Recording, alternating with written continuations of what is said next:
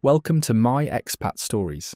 This one's about a captain's cabin somewhere in the Mediterranean where Geoffrey sleeps in a bunk that's not his, while his dream of yacht ownership sits at the bottom of the Andaman Sea with £185,000 tied to it, because he met people who owned 6 luxury yachts.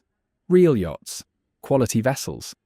And he met someone who understood Thai maritime regulations, who knew survey requirements, who sailed with him at sunset and said the ocean's in my blood. And he ran his hands along rigging and hulls and thought, there's no way someone's lying about who owns this. Geoffrey's 57 now, still a hired captain, still managing other people's boats, still waking up in cabins that aren't his, because 32 years of professional sailing experience taught him everything about yachts and nothing about verifying who actually owns them. Here's Geoffrey.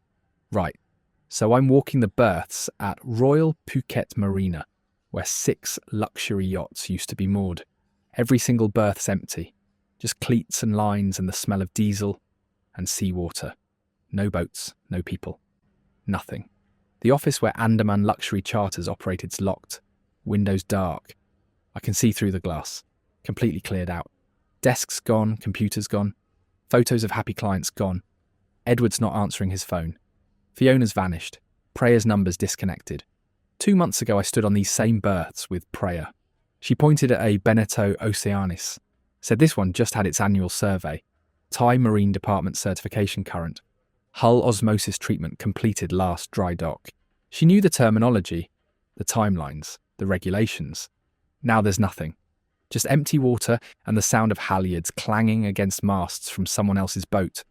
£185,000. Gone. Let me tell you how a professional sailing captain with 32 years' experience lost his life savings to people who borrowed 6 yachts and pretended to own them. My name's Geoffrey. I'm 57 now, but this started when I was 56. I've been a professional sailing captain for 32 years. Started as crew on racing yachts in my 20s. Earned my commercial captain's license at 28. Spent 3 decades captaining charter yachts, delivery vessels, private sailing boats, Mediterranean mostly, Caribbean, Southeast Asia, anywhere people needed someone who understood the sea. I know boats, properly know them, vessel maintenance, maritime operations, charter business models. I can look at rigging and tell you if it's been maintained. I can check an engine and know its hours. I can inspect a hull and spot gel coat issues. It's not just my profession, it's my life. By early 2024, I'd saved £195,000. Living on boats most of my career kept expenses low. No mortgage, no car payments, no furniture to buy. Just the sea and whatever boat I was working. But I was tired. 56 years old and still sleeping in crew quarters. Still taking orders from yacht owners who'd bought their boats with family money and thought they knew sailing because they'd done a weekending course. I wanted to transition from working as captain to owning part of a charter operation. But in Europe and the Caribbean, established yacht charter businesses required massive capital, millions of pounds. I started researching Southeast Asia, growing market, lower entry costs. I'd worked in Thailand briefly 15 years earlier, delivering a yacht to Phuket, remembered beautiful sailing conditions, growing tourism infrastructure. In February, I took a month off between contracts, flew to Phuket to explore investment opportunities. I stayed at a hotel near Boat Lagoon Marina, spent my days visiting yacht charter companies, talking to captains, walking pontoons, looking at vessels, researching the market. One afternoon, I'm having lunch at a marina restaurant. View of the boats, sound of rigging in the wind. A British couple at the next table started chatting. You do that in marinas. Sailors talk to sailors. Edward, early 60s, silver hair, tanned. His wife Fiona, late 50s. Both had that look. You know the one. People who've spent serious time at sea. They said they owned a yacht charter company. Andaman Luxury Charters, operating out of Royal Phuket Marina. Edward said he'd been in the charter business in Phuket 8 years, built up a fleet, 4 sailing yachts, 2 motor yachts, quality vessels. We talked for over an hour. The industry, charter markets, yacht operations. Edward knew his stuff, understood the technical side, the business side, spoke about weather seasonality, crew management, yacht maintenance in tropical conditions. Fiona handled business administration, marketing, customer relations, financial management. She was sharp. Asked good questions about my background. Edward said they were actually looking to expand, needed additional capital, and an experienced captain as partner. Demand was strong. They were turning away bookings. I was interested immediately. This was exactly what I'd been hoping to find. Edward seemed genuine, experienced. He'd talk about the challenges of running charters in Thailand, the bureaucracy, the Thai crew requirements, the monsoon season planning, real operational details you don't get from someone who's faking it. Edward invited me to visit their office, see the yachts. We arranged to meet the next morning at Royal Phuket Marina. I should have been more careful. But 32 years at sea teaches you to read weather and boats, not people. That was my mistake. When I arrived, Edward and Fiona met me at their office, a small space overlooking the marina, professional setup, reception area, booking systems on computers, walls covered with photos of yachts and clients. Then Edward introduced me to their operations manager, Preya, mid-30s, Thai woman, navy blue polo shirt with the company logo, hair tied back in a ponytail, professional handshake, confident eye contact. Welcome, she said. Perfect English, slight British accent. I handle the Thai side of operations, marina coordination, permits, crew documentation, marine department liaison. Edward gave me a tour of the marina, showed me their fleet, 4 sailing yachts, Beneteau, Jeannot, Bavaria, 45 to 60 feet, 2 motor yachts, Azimut, Princess, around 55 feet, quality vessels, all of them, from reputable manufacturers. We went aboard. I conducted proper inspections. This is what I do. I checked hulls for blistering, rigging for wear, engines for hours and maintenance, electronics, safety equipment, everything. The boats were well maintained, professionally cared for, appropriate for luxury charter operations. Preya walked with me during inspections. She'd point things out. This Beneteau just had its annual survey. Thai Marine Department certifications current. Hull osmosis treatment completed last dry dock. She knew the terminology. Survey requirements, certification timelines. Thai maritime regulations. I worked at Ocean Marina in Pattaya for 5 years, she said. Charter boat coordination. Then Edward and Fiona recruited me 3 years ago, when they expanded. As someone who'd spent 32 years working on boats, I could see these were professional vessels, the kind I'd be proud to captain. What I didn't realise was they were professional because they'd been borrowed from people who actually maintained them properly. Back at the office, Edward showed me booking records, computer system tracking reservations, charter agreements, revenue. During high season, they averaged 80 to 90% occupancy across the fleet. Charter rates range from £1,500 to £4,000 per day, Preya explained. Pulling up spreadsheets, depending on vessel size, whether clients want crewed or bareboat charters. She walked me through numbers, revenue projections, operating costs, Thai taxation. Edward explained the financials. Annual revenue about £820,000.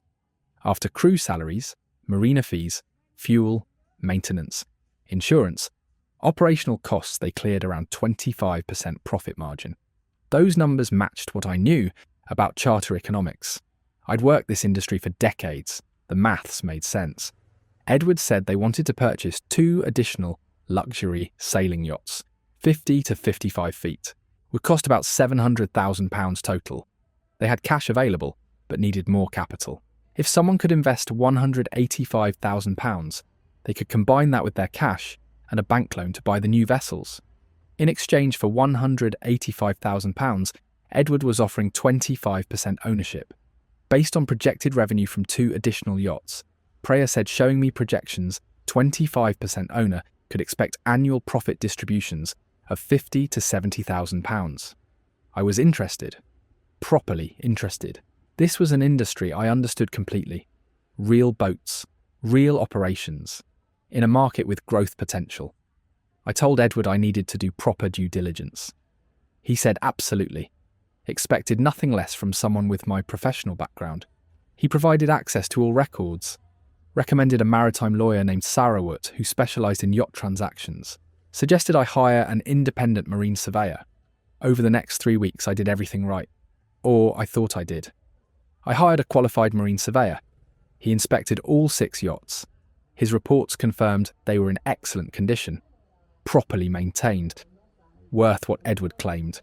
I reviewed yacht registration documents. All vessels registered under Andaman Luxury Charters Company Limited. I reviewed insurance policies covering the fleet for commercial charter operations. I met with Sarawat, the maritime lawyer, Thai bloke in his 50s. Office in Phuket town. Extensive experience in yacht transactions, he said. He explained how the investment would be structured. I'd become a 25% shareholder. His fee was about £2,800. Sarawat conducted due diligence over 4 weeks. Said he verified the company was properly registered, operating for 8 years with clean legal history. His report concluded everything was legitimate. During all this, Preya and I talked more. She'd show me the operational side, Thai crew documentation, Marine Department inspections, how to navigate Thai maritime bureaucracy. Most foreign operators struggle with the regulations, she said one afternoon. We were having coffee at the marina, watching boats come and go. But I know the system, know the officials, makes everything smoother. She wore a white linen shirt, small gold necklace. Simple. She'd talk about the sea like someone who understood it. Not like yacht owners who see boats as status symbols. Like someone who actually loved sailing. We'd text sometimes, she'd send updates, ask my opinion on crew issues, tell me about growing up in Phuket, about learning to sail as a kid. The ocean's in my blood, she wrote one evening. Most people here see yachts as just business, but you understand, it's more than that. I spoke with clients who chartered yachts from Andaman. All had positive experiences. Good boats, professional crew. Would recommend. I talked to crew members. British captain named Oliver who worked for Edward. Said he was a fair employer. Paid on time. Treated crew well. Every single check passed. Every verification came back clean. I was convinced. Real business. Real assets. In an industry I understood. I made a formal offer to invest £185,000 for 25% ownership. Edward and Fiona accepted. Sarawat prepared the agreements, shareholder documents, investment contracts. Everything looked professional, proper legal language.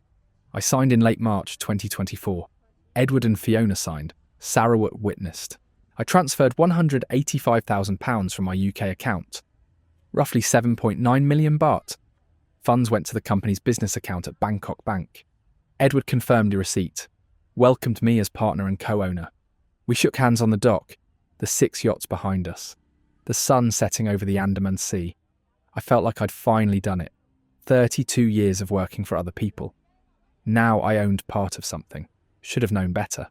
Over the next 6 weeks, Edward kept me updated, sent information about 2 specific sailing yachts they were negotiating to purchase, a Jano Sun Odyssey and a Beneteau Oceanis, both around 52 feet. Preya sent excited messages. Finally, we can expand properly. Having an experienced captain as partner changes everything. You understand operations the way we need. One evening we had dinner, the 4 of us.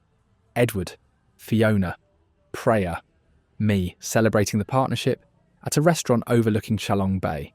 To expansion, Edward raised his glass. Preya smiled at me across the table. To finding someone who loves the sea the way we do. After dinner, Preya suggested we take one of the yachts out. Just the 2 of us. Sunset sail. We took the Beneteau, 47-footer. Beautiful boat. Preya handled the lines like someone who'd grown up on boats. Cast off smoothly. Coiled lines properly. Knew what she was doing. We sailed past the islands. Koh, Bon, Koh Hai. The wind was steady. Force 3. Perfect sailing conditions. This is what I've always wanted, she said. Standing at the helm, wind catching her hair. Building something real. With people who understand. The sun was setting. Orange and pink across the water. She leaned against the rail, looked out at the horizon. I felt it too. That feeling. Like everything was finally coming together. 2 months later, everything was gone. Mid-May, I received a message from Oliver, the British captain I'd met. Worked for Andaman as skipper on one of the sailing yachts. Mate, he wrote, something's wrong. Haven't been paid in 2 weeks. Can't reach Edward or Fiona. Went to the office this morning. It's locked. Yachts are still in berths, but nobody knows where anyone is. My stomach dropped. I tried calling Edward. Straight to voicemail. Tried Fiona. Same. Tried Preya. Number disconnected. That sick feeling. That cold, spreading panic I felt twice in my life. Once in a force 9 gale off Biscay. Once reading that message. I booked an emergency flight. Arrived in Phuket the next day. Went straight to Royal Phuket Marina. Walked to the office. Locked. Completely empty. I could see through the windows. No furniture, no computers, no files. Nothing. I walked to the berths where the 6 yachts had been moored. Every single berth was empty. Just cleats and lines. No boats. 6 luxury yachts. Gone. I found the marina manager. Asked what happened. He checked his records. Andaman Luxury Charters terminated their office lease 2 weeks ago, he said. Paid everything they owed. Moved out. The yachts left over the past week. Different directions. He didn't track where. I met Oliver at a cafe. He was stressed, worried about money. Said he'd been working for Edward 6 months. Paid regularly until 3 weeks ago. Then nothing. He'd spoken with other crew. All same story. No payments, no contact. Everyone abandoned. I went to the Thai Marine Department office. Provided registration numbers for the 6 yachts I'd inspected. The officer checked the database. The yachts were registered, but not to Andaman Luxury Charters Company Limited. They were registered to various Thai individuals and companies I'd never heard of. Several had financial liens against them. The registration documents Edward showed me were sophisticated forgeries. I felt the deck drop out from under me, like hitting an unexpected wave. That moment where everything shifts and you realise you've lost control. I went to find Sarawat, the maritime lawyer, his office address in Phuket town. Empty, completely vacant. Asked the building manager, said the tenant had been on a 6-month lease. Ended 3 weeks ago. Didn't renew. Sarawat was part of it. The legal documents were worthless. The due diligence was theatre. I went to the police, filed a report, showed them everything.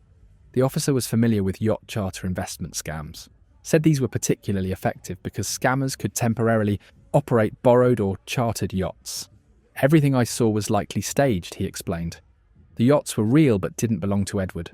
Probably under charter management agreements he exploited, or borrowed from actual owners under false pretenses. Consolidated at one marina to look like a fleet, then returned when the scam concluded. The office was rented short-term. Crew hired on temporary contracts. They genuinely believed they were working for a legitimate company. Edward, Fiona, and Preya were probably using false identities. The bank account I transferred to's likely closed. Money's gone. He gave me a police report number, said recovering funds was extremely unlikely. I went to the British Embassy in Bangkok. The consular officer had seen this before. Yacht charter scams in Phuket, she said. Not uncommon. She explained that verifying yacht ownership in Thailand required personally checking registrations with the Marine Department, not trusting documents provided by supposed owners. The surveyor I hired verified the boats were well maintained, which they were, because they belonged to people who cared for them properly. The surveyor didn't verify ownership. That wasn't his job. That was mine. I spent another week trying to find them, contacted other marinas. Nobody'd seen the vessels. I found contact info for 2 of the actual yacht owners. Reached out. One owner said he'd chartered his yacht to a management company for 6 months. They paid charter fees on time, returned the boat in good condition. He had no idea it was being used in an investment scam. The 6 yachts in Edward's fleet had all been temporarily acquired through legitimate-looking short-term arrangements. Borrowed, rented, chartered, then returned to owners when the scam ended. The yachts were real. The ownership was fiction. I hired a Thai maritime lawyer to investigate. Paid him £5,000. He spent 3 weeks reviewing everything. His conclusion was blunt. Highly sophisticated scam. Pursuing legal action would cost at least £25,000 more. Virtually no chance of recovery. I couldn't afford it. I flew back to Southampton completely destroyed. £185,000. Nearly everything I'd saved in 32 years at sea. But it's not just the money. It's Preya. Those conversations about Thai maritime regulations. The way she'd explained survey requirements. The sunset sail when she stood at the helm. The ocean's in my blood. Building something real. With people who understand. I'd felt like I'd found someone who loved sailing the way I did. Who understood what the sea meant beyond profit margins and charter rates. All calculated. All staged. All performance. She knew maritime operations the way I knew boats. She could discuss certification timelines. Thai regulations, survey requirements. But she only knew it because she'd studied how to fool sailing captains like me. Every conversation about the sea was scripted. Every text about operations was bait. Every moment on that sunset sail was theatre. The woman who said the oceans in my blood didn't exist. I'm back at sea now, working a charter contract in the Mediterranean. 57 years old, still a hired captain, still sleeping in crew quarters, still taking orders from yacht owners. The dream's dead, owning part of a charter operation, building something, having a stake. Gone. I lie in my bunk at night, listen to the water against the hull. Think about those 6 yachts moored at Royal Phuket Marina. How I ran my hands along the rigging, checked the hulls, inspected the engines. How real everything felt. The yachts were real. I wasn't wrong about that. They were quality vessels properly maintained. I know boats. I wasn't fooled about the boats. I was fooled about who owned them. And that's what destroys me. I spent 32 years learning everything about yachts, how to sail them, maintain them, captain them. But nobody taught me to verify who actually owns what I'm standing on. I trusted my professional expertise. Trusted that understanding boats meant I couldn't be fooled. But expertise in one area doesn't protect you in another. I knew hulls and rigging and engines. I didn't know how to check Thai Marine Department ownership records. Never thought I needed to. The boats were there, real, touchable. How could the ownership be fake? That's my story. Geoffrey, 57, professional sailing captain, Mediterranean. I inspected 6 luxury yachts with expert eyes, hired an independent surveyor, used a maritime lawyer, met someone who understood Thai regulations, who knew survey requirements, who sailed with me at sunset, never personally verified ownership through the Marine Department, trusted documents, trusted people, trusted that real boats meant real ownership. The yachts were borrowed on short-term agreements. The office was a 6-month lease. Sarawat, the lawyer, was part of it. Preya knew maritime law because she'd studied how to fool captains. I'm back at sea, still working, still hired, still dreaming of ownership while sleeping in someone else's bunk. And every time I run my hands along rigging, now I think about those 6 yachts at Royal Phuket Marina. How real they felt. How certain I was. How wrong I was about everything except the boats themselves. This is my expat stories. Check the ownership records, not just the hull.